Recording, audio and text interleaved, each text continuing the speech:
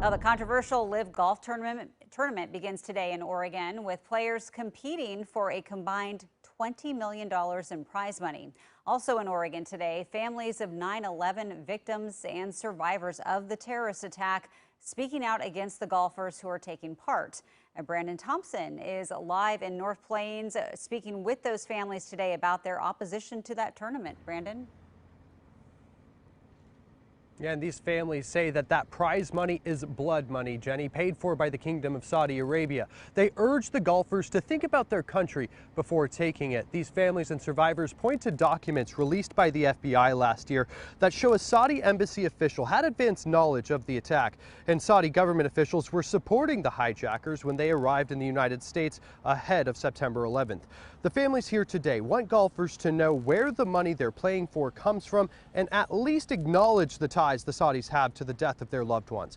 For Sean Pasananti, he lost his dad in the attack. The last time he saw his father was over a round of golf on his birthday.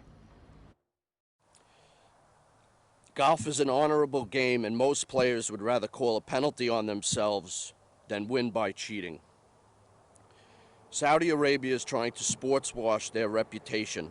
I stand here before you because I find it hard to move on. I find it hard to move on because there's no justice, because there's no accountability. Never would I imagine that I would have to be here with 10 other 9/11 family members flying across the country to speak out against American golfers who are getting in bed with the Kingdom of Saudi Arabia.